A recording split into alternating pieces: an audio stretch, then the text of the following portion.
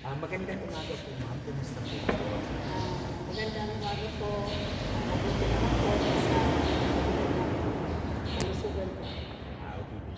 Kumusta po ang iyong training sa ating ginawang proyekto ng RMDU5, Project Gulo, kung saan gusto po natin tumulong?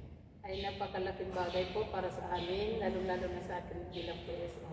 Kasi po ito po ay nakakatulong sa karagdagang kaalaman para po sa ipagkakabuti kung paano ma-execute ang tamang proseso po para sa pagtulong sa mga tao. Okay po ma'am. Ano po ang inyong mga natutunan sa training na ito?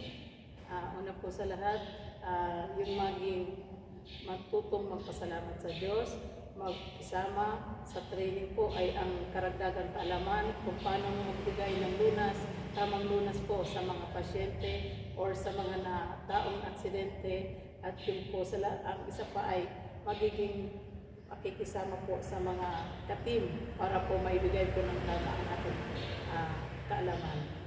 Apo ma'am, nagustuhan niyo po ba ang ganitong proyekto? Opo. Sa inyong palagay ma'am, lubos po ba itong makakatulong at makakapagbigay ng agarang solusyon at paunang lunas sa mga di inaasahang mga pangyayari katulad ng mga aksidente sa kalsada at mga sakuna sa ating komunidad? Napakalaking bagay po. Ito po ay makakatulong ng lubos sapagkat yung ating mga karagdagang kaalaman ay una sa lahat, bago pa man tayo makahingi ng tawag ng tulong, ay ating mabigyan na ng pangkaragdagang madali ang lunas ang ating nakasagupa o nakasalubong ng mga pasyenteng nasa aksidente po. At kayo po ay handa tumulong? Ako po ay handang-handang tumulong sa tulong po ng binigay sa aking kaalaman. Apo. Bilang isa pong PSO ng Daraga, ano po ang napakalaking tungkulin nyo na gagampanan sa oras po na may humingi sa inyo ng tulong po kung saan kayo po ay naka-duty?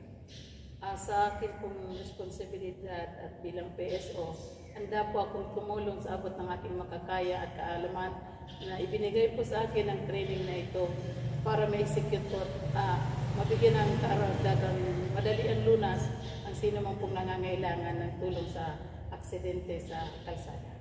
Marami pong salamat ma'am, at kami din po ay nagpapasalamat sa inyo pong pagdalo, at sanay po kayo sa ganitong training po na talagang gusto din po talaga ng RMDU5 ang tumulong sa ating kapwa, sa ating komunidad po. Marami pong salamat ma'am. Salamat din po. God bless din po sa inyo.